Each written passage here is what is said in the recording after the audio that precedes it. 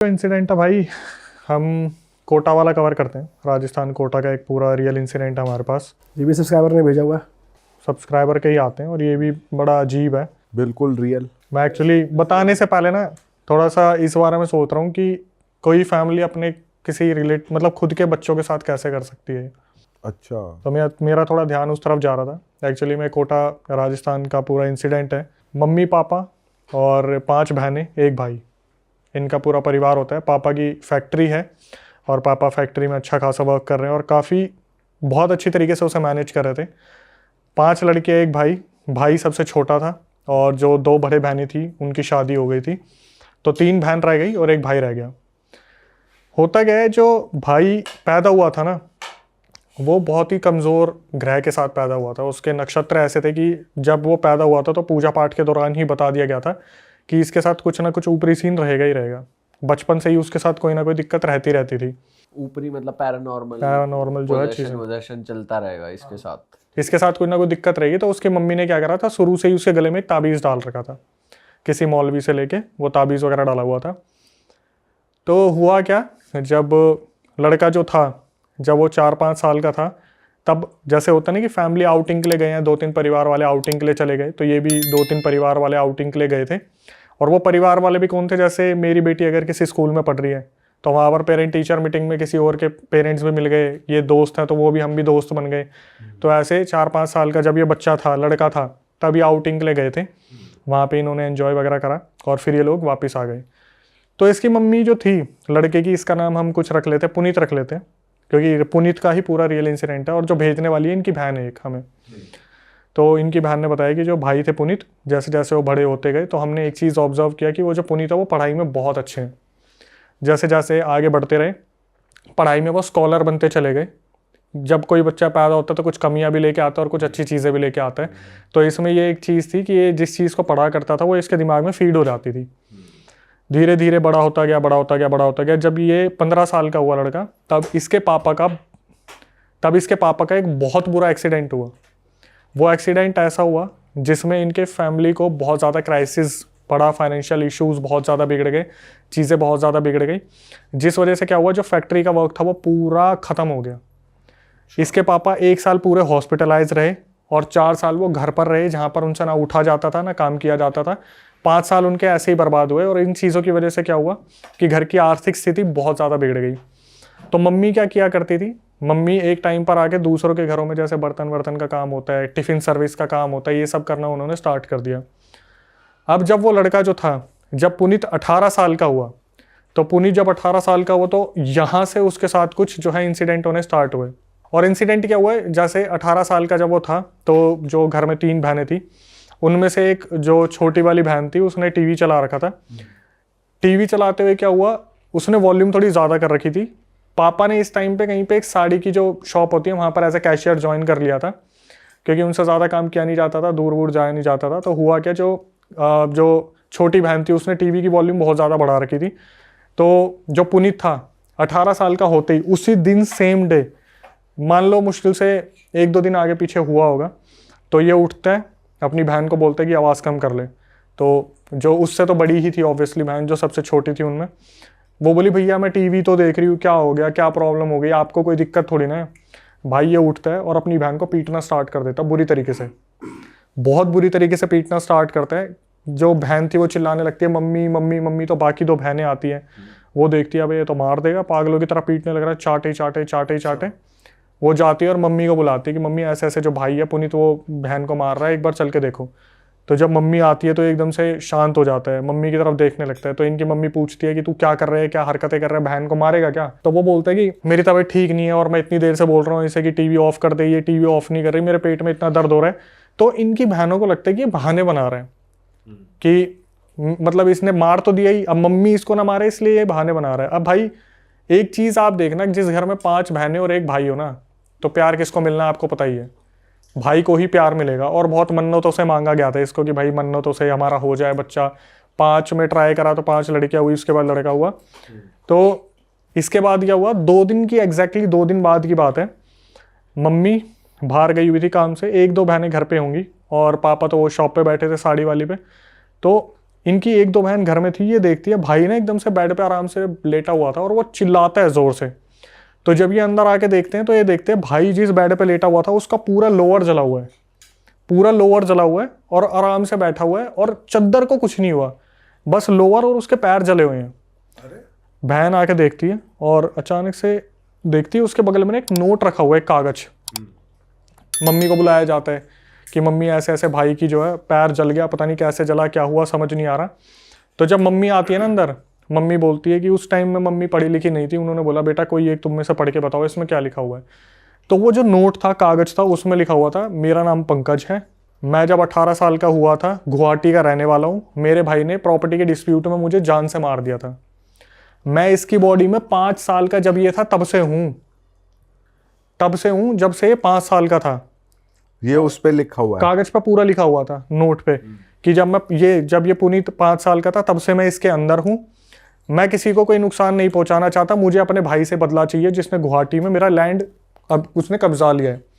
अब आपने ये सब कुछ पढ़ लिया ना, उस पर लिखा हुआ है बाकायदा, अब आपने ये सब कुछ पढ़ लिया, मेरे बारे में जान लिया, तो इसे जला देना, वरना आज आपका लड़का सोएगा और कल उठेगा नहीं। ये क्या करते हैं, फटाफट से गैस ऑन करते हैं, उस पर कागज को रखते हैं, तो कागज में से ऐसा होता है थोड़ा हिस्सा बच जाता है जो नहीं जला होता। तो ये जो पुनीत है एकदम से चिल्लाना शुरू करता है, मम्मी उसे जलाओ, मुझे बहुत जलन मच रही है, उस कागज को पूरा खत्म करो। तो ये एक और कागज उठाते हैं, उस पर राख डाल के फिर उस कागज को जलाते हैं, तब ये थोड़ा सा शांत होता है। अब इसकी मम्मी का दिमाग खराब हो जाता है कि मैंने बचपन में ही इसे ताबीज़ बना दिया था, उसके बाद कोई एंटिटी इसके ऊपर कैसे हावी हो सकती है इस तरीके से। भाई ये उसके पास जाते जिस मौलवी से ताबीज़ बनाया था, तो उस मौलवी को बुलाया जाता है कि ऐसे ऐसे बताया जाता है कि ऐसे ऐसे ताबीज़ बनाया था, फिर भी उसके साथ कुछ ना कुछ सीन हो रहा है। तो वो समझ जाता है कि भाई ये मेरे हाथ की बात तो नहीं है। ये बोल देता है कि जिस तरीके से आप बता रहे हो कि मेरे ताबीज़ पहनाने के बावजूद भी उसके ऊपर कोई एंटिटी आ गई, तो मेरे हाथ की बात नहीं है, मतलब कोई बड़ी ही शक्ति ने इसे घेर लिया है। भाई ये बोलता है काम करना, आप ना मेरे गुरुजी से बात करो, और वो सेठी करके कोई गुरुजी थे, उनको बोला कि शायद मुजफ्फरनगर या मुरादाबाद के कोई गुरुजी थे, उनसे आप बात करो, वो इस चीज़ का इलाज बताएंगे। अब इस ड्यूरेशन में क्या होता था, ये जो लड़का था ये बहुत ज़्यादा एग्रेसिव हो गया था। इसकी मम्मी ने क्या करा, जब वो लोअर वाला सीन हुआ था ना, लोअर जल गया था, उसके बाद क्या हुआ, इसकी मम्मी जो मौलवी से इसको ताबीज़ बंधवाया था, इसकी मम्मी ने उनसे एक फूका हुआ पानी भी लिया हुआ था एक बोतल में। तो इसकी मम्मी आई, इसने क्या करा, पानी फेंकने की कोशिश करी, इसने खींच के हाथ मारा पानी की बोतल पे और चिल्लाने लगा कि तेरे को मैंने पहले ही बताया था मैं कौन हूँ, तू ये सोच रही है कि तू मेरे को ऐसे निकाल देगी, तो ये चीज़ तो हो नहीं सकता। 5 साल का था तब से इसके शरीर में बैठा हूँ, तो मैंने अपना घर बना लिया है, तुम्हें लगता है मैं ऐसे निकल जाऊँगा, तो ऐसे तो निकलूंगा नहीं। और जिसको तुम्हें बुलाना है, जिस उस्ताद को बुलाना है, जिस भी इंसान को बुलाना है, बुला लो। ये पहली बार पंकज बात कर रहा है अभी। हाँ, ये पंकज एंटिटी बात करिए। जब लोअर जला था ना, जब उसकी मम्मी पानी मारने आई थी, तब ये हादसा हुआ था। उसके बाद से काफ़ी एग्रेसिव रहने लगा। तो इस लड़के का एक बचपन का दोस्त था जिसका नाम था विभोर, जो उस ट्रिप पे गया था जब ये 5 साल के थे। तो जब फैमिलीज गई थी तो वो भी गया था साथ में। उसको बुलाया गया कि विभोर एक बार आके देख भाई, तेरी सुन ले, क्या पता इतना ज़्यादा एग्रेसिव हो रहा है कि बहनों पे हाथ उठा देता है, कुछ भी कर देता है। तो विभोर आता है और विभोर भी यही बोलता है कि आंटी उन्हीं अंकल को आप कांटेक्ट करो जिससे ताबीज़ लिया था। तो ताबीज़ वाला मैंने आपको बता दिया, उन्होंने हाथ खड़े कर दिए कि मेरे बस की तो नहीं है। अब क्या हुआ, जो सीनियर थे उनसे बात करी गई, तो उन्होंने पता क्या बोला कि ऐसा है, पहले ना आप पुनीत से पूछो कि ये सबसे ज़्यादा किस बहन से प्यार करता है अपने, ठीक है। तो पुनीत से पूछा गया कि भाई पुनीत तू बता, तू सबसे ज़्यादा किस बहन से प्यार करता है। तो उसने उधर उंगली उठा दी कि मैं सोनाली दीदी से सबसे ज़्यादा प्यार करता हूँ, सोनाली दीदी हमेशा मेरा ध्यान रखते हैं। भाई इस एक एक चीज़ को ना आप मार्क करते चलना, ठीक है। विभोर 5 साल और जो सोनाली दीदी है वो, तो उसने बोल दिया सोनाली दीदी से प्यार करता हूँ, वही मेरा ध्यान रखती आई है सारे बहनों में से सबसे ज़्यादा। बोले ठीक है भाई। अब पापा को तो इनको ना कुछ बताने के लिए मना करा था कि भाई एक्सीडेंट हो रखा है, सेंसिटिव है, 4 साल उन्होंने ऐसे बेड पे गुजारे, तो उनको तो कुछ बताना मत, हार्ट अटैक आ जाएगा। उनके पापा को ये पता नहीं लगने देते थे। वो सुबह साड़ी की दुकान पे जाते थे, रात को आते थे, सोते थे, फिर सुबह चले जाते थे। तो वो जो सीनियर मौलवी थे ना, उन्होंने बोला कि भाई ऐसा है, तुम एक बार ना एक बहुत फेमस दरगाह है, पहले वहाँ दिखा के लेके आओ इसे, वहाँ पे देखते हैं क्या बोला जाएगा। तो ये लोग गाड़ी में बैठाते हैं और उस लड़के को बताते नहीं, जो पुनीत था, कि तेरे को कहाँ लेके जा रहे हैं। सब ये माहौल बनाते हैं, अरे यार घूमने का मन कर रहा है, घूमने का मन कर रहा है, चलो घूमने चलते हैं। तो ये गाड़ी लगाते दरगाह के यहाँ पे थोड़ा सा दूर, और जहाँ पे चप्पल वगैरह जूते वगैरह उतारते हैं वहाँ पे ये सारे झुकते हैं और पीछे मुड़ के देखता है पुनीत तूने उतार लिया, पुनीत गायब, गायब वहाँ से। पुनीत गायब। ये सारे ढूंढना शुरू करते हैं, इधर उधर खूब ढूंढ लिया भाई, कहीं पे भी नहीं मिला। तो उस टाइम पर ये इन्होंने अपने जीजू को बुला रखा था कि पापा को अभी भी इन्वॉल्व इस केस में नहीं करना था। जिस बहन की शादी हो रखी थी उनके हस्बैंड को बुला रखा था कि जीजू आप देख लो, थोड़ा सा इसको ऐसे कंट्रोल कर लो कि किसी को पता ना चले, मोहल्ले में भी इज्जत की बात आती कि बहनों की शादी ना हो पाए फिर बाद में। तो जीजू हैरान हो जाते हैं, यार अभी तो साला यहीं पता है एकदम से कहाँ गायब हो गया। भाई खूब ढूंढा नहीं मिला। तो इसके जीजू वहाँ पर कुछ सेवा वगैरह करते थे, उन्होंने खाना वाना खिलाया गरीबों को। और ये जब अपनी गाड़ी के पास जा रहे थे कि चलो भाई घर वापस चलते, तब देखा वो खड़ा पुनीत गाड़ी के पास आराम से खड़ा हुआ और बोल रहा है कि जीजू मेरी हालत बहुत ख़राब हो रही है, मुझे घर ले चलो। वो बोले पहले तो तू ये बता तू था कहाँ पे। बोले मैं तो जब वहाँ पे गया था तभी मेरे पेट में दर्द हो गया था, मैं तो वापस आ गया और तब से मेरी तबीयत बहुत ख़राब है, मैं तो गाड़ी के पास हूँ। तो ये बोलते बेटा तू गाड़ी के पास तो नहीं था, हमने हर जगह तुझे ढूंढा, तू नहीं मिला, तू कहाँ था। बोला मैं गाड़ी के पीछे ही था, शायद आपने गाड़ी के पीछे नहीं देखा होगा, मैं सर पकड़ के बैठा हुआ था। यहाँ से इसके जीजू को आइडिया लग गया भाई छोटी मोटी चीज़ तो नहीं है। कि अगर खेल रही है ये हाँ चीज। कि दरगाह के सामने से अगर वो एंटिटी निकल लिया तो कोई छोटी मोटी चीज़ नहीं है। तो फिर उन्हें बताया गया जो बड़े वाले मौलवी थे कि जी ऐसा है, ये तो दरगाह के सामने से गायब हो गया और हत्ते नहीं चढ़ रहा है, ऐसे ऐसे है। तो उन्होंने बोला एक काम करो, मैं तो आपकी लोकेशन पे आऊँगा नहीं, ठीक है, अगर आऊँगा तो ये घर में होना नहीं चाहिए। अगर ये घर में हुआ तो ये साला कुछ ना कुछ ऐसा करेगा कि मेरी भी ज़िंदगी हराम हो जाएगी। तो इसने उनकी मम्मी को बोला कि आप एक काम करना, मैं इस दिन आपके घर पे आऊँगा, इसे उस टाइम ना घर पे रहने मत देना, इसे कुछ भी बोल के इसके विभोर जो इसका दोस्त है उसके घर पे ले जाओ। कोई भी दोस्त होगा। तो इन्होंने यही प्लान करा कि अगले 3-4 दिन में वो मौलवी आने वाले जो सीनियर हैं, तो इसे हम विभोर के घर पे ले जाएंगे। तो इसकी बहन ने बोला कि चलना यार विभोर के चलते हैं, उनके घर पे कुछ रखा होगा थिएटर वगैरह कि उसमें मूवी देखेंगे, ऐसे करेंगे वैसे करेंगे। तो अब भाई बात भी बहुत पहले की है, 2004-5 की है। उस टाइम थिएटर नहीं, वो VCR वगैरह आते थे, ठीक है, मुझे तो इतना आइडिया नहीं, VCR वगैरह आते थे। बोले उस पे जाके ना हम गाने सुनेंगे, मूवी देखेंगे। तो विभोर वहाँ जिद लगाने लग गया कि पापा को बोल के अपना मंगवा लेते हैं, हम विभोर के घर नहीं जाएंगे। अच्छा। इन्होंने बहुत कन्विंस करा, ये लेके चले गए। तो घर में वो आते हैं जो मौलवी थे, वो देखते हैं कि यार कोई तो बहुत बड़ी शक्ति है जो घर में है और वो इसे लेके जाएगी। अच्छा। इसे लेके ही जाएगी वो, क्योंकि वो लड़का पता नहीं किस चीज़ का अपना बदला लेना चाहता है। तो इससे पहले वो प्रोसीजर हो ही चुका था जहाँ पर बता दिया था कि मैं अपनी बड़ी बहन से सबसे ज़्यादा प्यार करता हूँ, सोनाली दीदी से, और वो उन्हीं ने मेरा ध्यान रखा है। तो मौलवी बोलते हैं कि देखो भाई ऐसा है, अगर इसे कोई इसका कोई पोजेशन उतरवा सकता है वो सोनाली है, क्योंकि ये सोनाली को ही प्यार करता है और सोनाली की ही सुनता है और सोनाली ही अपने प्यार से इसका पोजेशन उतारने में हेल्प कर सकती है। ठीक है, अब इस चीज़ को भी मार्क कर लो जो मौलवी ने बोला था। मौलवी ने बोला एक काम करना, आप ना इनको मेरे पास लेके आना 2 दिन बाद और वहाँ पर पूरी क्रिया होगी। तो बोले गए कि ये बताया गया कि ये तो दरगाह के सामने से तो भाग गया था, आपके पास कैसे आएगा। तो मौलवी ने बोला एक बात बताओ, जो कोई घर में ऐसा है जो हॉस्पिटल में काम करता हो, जो इंजेक्शन वगैरह कुछ नींद का ला सके जिससे बेहोशी की हालत में मेरे पास लाया जाए। तो किस्मत से जो सबसे बड़ी वाली बहन थी वो हॉस्पिटल में एक नर्स थी, उसने उस इंजेक्शन का जुगाड़ करा जहाँ पर इसे उस बेहोशी की हालत में लेके जाना था। भाई 2 दिन बाद इंजेक्शन लगाया गया इसे बेहोशी की हालत में। अब पापा को तो फिर भी नहीं ले जा सकते थे, जीजू, मम्मी और एक सोनाली, जो सोनाली दीदी थी वो, और साथ में पुनीत जो लड़का है, ये 4 जने गए। तो मौलवी पता क्या बोलते हैं, मौलवी ने बोला कि ऐसा है, इसका कोई भी उतारा होगा ना तो उसमें सोनाली का सबसे बड़ा हाथ होगा। सोनाली को हर वक्त पूजा करनी पड़ेगी, जो भी ये प्रक्रिया बताई। आप प्रक्रिया सुन लेते हैं एक बार। उन्होंने बताया कि जैसे टाइल है ना स्क्वायर, इसके बीच में पुनीत को लिटाया जाएगा और चारों तरफ अगरबत्ती लगाई जाएंगी। जो सोनाली है उसका जो काम है वो ये है, 3 दिन तक उसे सोना नहीं है, वो अगरबत्तियां बदलती रहेगी, कोई भी अगरबत्ती बुझनी नहीं चाहिए। अच्छा। जैसी अगरबत्ती खत्म दूसरी लगाओ। और साथ में ना मौलवी सो सकते, वो बोले कि मैं अपनी तरफ से क्रिया करूंगा, अगरबत्ती चलती रहनी चाहिए। जब ये 3 दिन की क्रिया हो जाएगी तब हम इन्हें अपने इष्ट देव, मतलब जो भी इनके जो लड़कों के हैं, जो फैमिली के, इनके इष्ट देव के मंदिर लेके जाएंगे। वहां पे उस एंटिटी से वचन लेंगे, उसके बाद ही लड़का मुक्त होगा। भाई जो आगे बताने वाला हूँ वो बहुत नई चीज़ है, दिमाग लगाने वाले ही शायद समझ पाएंगे कि क्या हुआ। जब सोनाली दीदी आती, वो अगरबत्ती बदलती, उन्हें बोलते फटाफट ऊपर वाले कमरे में चले जाओ। और पेरेंट्स और मौलवी आपस में बात करने लग जाते कि ऐसे ऐसे है, ऐसे ऐसे है, अब क्रिया इस पूरे टाइम वो बेहोशी है। उस टाइम पर वो बेहोशी की हालत में था। 3 दिन वो तो एक बार लाना था, उसके बाद तो मौलवी अपने मंत्रों से उस एंटिटी को बांध दिए वहां पर। ये 3 दिन तक ये चलता रहा। उसके बाद क्या हुआ, 3 दिन बाद जब ये पूरी प्रक्रिया हो गई, मतलब सोनाली को बस अगरबत्ती बदलनी थी, बदल के भेज देते थे, बस सोना नहीं है, आप जाओ और सोना मत। आप मम्मी को अपने पास रखो, जीजू को अपने साथ रखो, बस सोना नहीं है, ठीक है। आपको अगरबत्ती भूजने नहीं देनी। और मौलवी ने जैसे उसको काबू में कर लिया एंटिटी को, पता चला कैसी एंटिटी है, क्या है आगे पता चलेगा। अच्छा। ठीक है।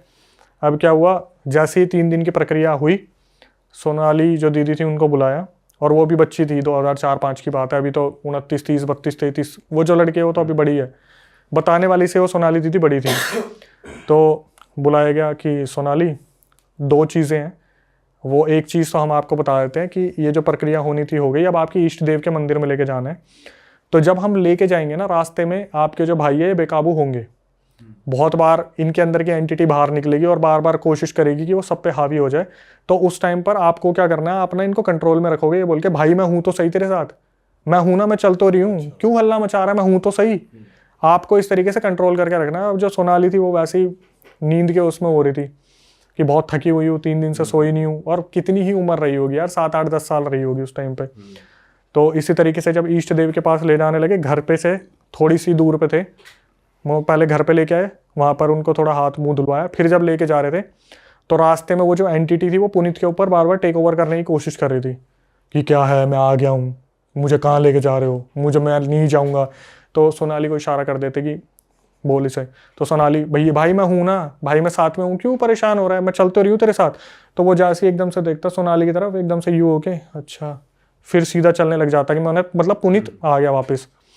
लेके गए इष्ट देव के मंदिर में और वहाँ पर बैठाया सोनाली को, और एकदम से सोनाली को बोले कि बेटा तुम्हारा भाई तो ठीक हो सकता है, लेकिन तुम्हें उसके लिए एक वचन देना पड़ेगा। सोनाली को बोले वचन देना पड़ेगा। तो सोनाली बोली बताओ। बोले बेटा अगर आपके भाई को आपको बचाना है तो आपको पूरी ज़िंदगी शादी नहीं करनी। वो बच्ची थी, उसने जल्दीबाजी में बोल दिया ठीक है ठीक है ठीक है, आप मेरे भाई को बचा लो, मैं शादी नहीं करूँगी।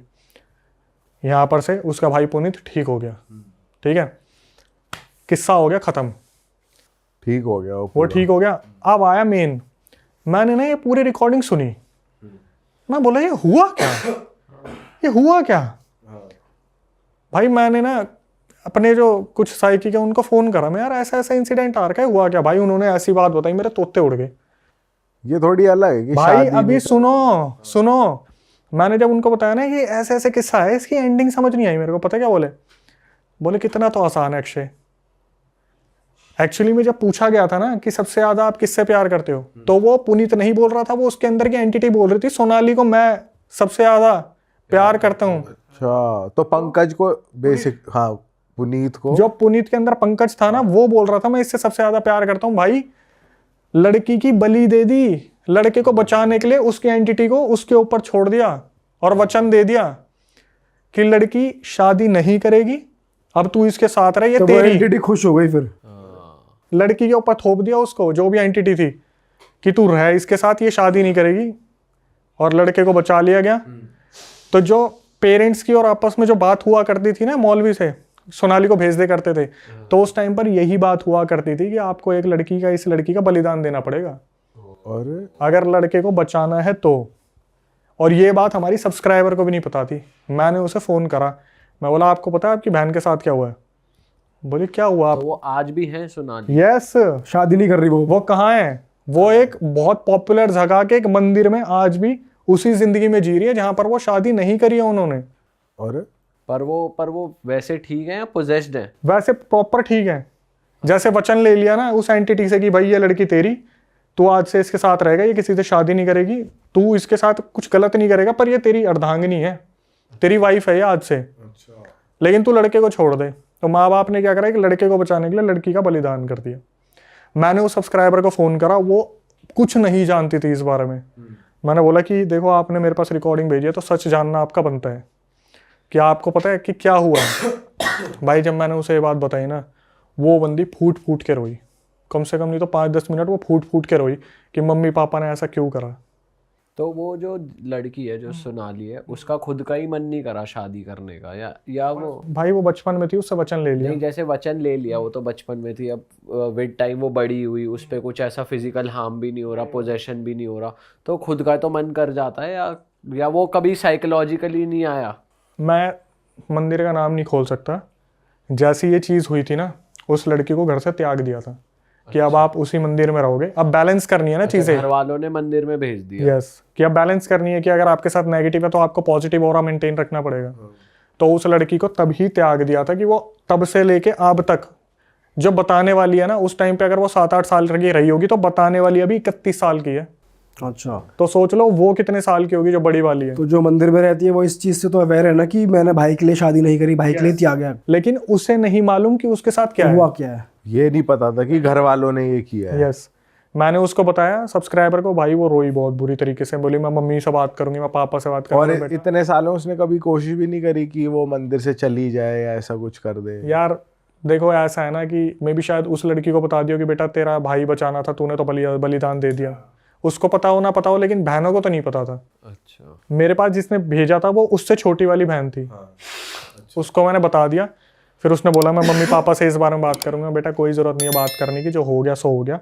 क्योंकि यहाँ पर ना एक चीज़ देखने वाली है कि अगर एक बहन का बलिदान दिया गया तो दूसरे की जान भी बचाई गई है। क्योंकि अगर वो पुनीत को नहीं बचाते तो वो ऑब्वियसली वो एंटिटी लेके ही जाती। उसने क्या अपने भाई से बदला लेना था, वो तो पुनीत के पीछे पड़ गया ना। ओ सबसे बड़ा सस्पेंस कि ताबीज जब बचपन से पहना रखा था तो वो एंटिटी आई कैसे। भाई जब ये 5 साल में आउटिंग करने गए थे ना, 4-5 साल के जब ये थे आउटिंग करने गए थे फैमिली का, जब मैंने बताया था इस विभोर था के विभोर। हाँ। विभोर शुरू से अंडे खाता था। तो ये जो पंकज की एंटिटी थी गुवाहाटी वाली, इसने सबसे पहले विभोर का शरीर कैप्चर करा। और विभोर जब 5 साल का था, 5 साल में ही पंकज वो जो पुनीत है उसके गले से वो ताबीज उतरवा के नकली ताबीज पहनवाया। अच्छा, तब 5 साल के थे तब। अब आपको ये लगेगा कि 5 साल में ऐसा साल बच्चे क्या ही करेंगे।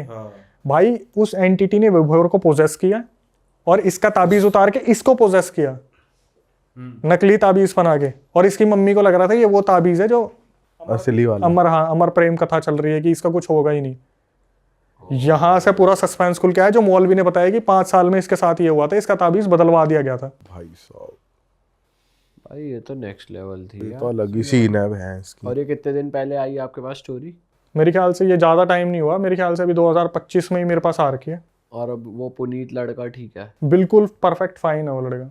उसने शादी कर ली, उसकी ज़िंदगी चल रही है। अच्छा। लेकिन जिसने नहीं करनी उसकी सोचो। उसकी तो जिंदगी खराब ही हो गई तरीके से। गई भाई गई। घर वालों का डिसीजन था ना लड़के को बचाना है। पर ये इतनी एंटिटी है, इतनी पावरफुल कि इसका यही नहीं कि भाई ये चली जाए या इसको कहीं और अबे भेज यार दो। देखो मैं सच बताऊं, जब मैंने डिस्कस करा था ना तो मेरे को पता है क्या बोला था साइकिक जो मीडियम है, उन्होंने बोला ये जो तांत्रिक था वही गलत था, इसको करना ही नहीं आया इसे ठीक। वही तो, क्योंकि इलाज तो होता है ना देखो आपने चीज़ों बिल्कुल का। सही क्वेश्चन पूछा, लेकिन मैं किसी की ऐसी भावनाओं को ठेस नहीं पहुंचाना चाहता। लेकिन उन्होंने जब मैंने बोला कि ये क्या करा, तो उन्होंने बोला कि वो तांत्रिक ही गलत पकड़ा था इन्होंने, कि एंटिटी को इस तरीके से किसी और पे उतार दिया। क्योंकि भगदड़ इतनी मच चुकी थी उस टाइम पे, भागा दौड़ी इतनी हो चुकी थी कि समझ नहीं आया शायद इनको करना क्या है। टाइम टेकिंग प्रोसेस था या नहीं था, क्योंकि एक चीज़ और मैं बताना भूल गया। जिस दिन इन्होंने वो पानी मारने वाली चीज़ की थी ना, तो उस दिन वो जो एंटिटी थी उसने ये बोला था कि पहले तो मैं सोच रहा था इसको 2 महीने जीने दूंगा, लेकिन 10 दिन के अंदर लेके जाऊंगा, बचाना चाहते हो तो बचा लो। तो इनके पास गिनती के 10 दिन थे। प्रेशर बना दिया और ज्यादा। प्रेशर तो भाई आप ये देख सकते हो कि ये ऐसी चीज़ थी कि जब खत्म हुई तो मैं भी सोच रहा था अच्छा हो गया पुनीत बच गया। ऐसा हुआ जब मैंने भाई डिस्कस करा तब पता चला, तो भाई एक का उतारा दूसरे पे चेप दिया। मतलब उसका शादी ना करना तो उसका खुद का डिसीजन था, लेकिन वो जो रीजन बना कि तेरे ऊपर वो बांध दिया गया है वो गलत था। भाई उसका क्या डिसीजन था, आप बच्चे से कुछ भी ये बुलवा भी लो। थोपा ही है एक तरीके से, थोप दिया ना। पक्की पता ही था यही बोलेगी। वो तो भाई को बचाने के लिए वो बच्ची कुछ भी बोलेगी, बचा लो। उसको शादी का मतलब क्या पता था उस उम्र में। और घर वाले बोल रहे होंगे बोल दे। घर वालों को बोलने की जरूरत ही नहीं है। आप बताओ आपके भाई पे कोई बात आ रखी होगी जब आप छोटे हो कि बेटा तू अपनी तेरे को हाथ देना दे देगा, वो कहेगा मैं हाथ नहीं दूंगा, ले लो। सही बात है। उस टाइम पे तो हाथ पैर मुंह कुछ भी मांग लो। उस टाइम बचपन में क्या पता है क्या शादी और क्या ये होता है। उस टाइम तो जान की बारी चल रही होती है। आज हमारे पिताजी तो नहीं है। माता जी से अगर पूछा जाए कि आपके लड़के को ले जाएंगे, माता जी क्या बोलेगी, मेरे को ले जा, मेरे बच्चे को छोड़ दे। सही बात है। वो इस उम्र में होके बोल रही है, बड़ी होके। छोटे में तो किसी बच्चे से कुछ भी पूछ लो, वो तो वहीं त्याग देगा सब कुछ।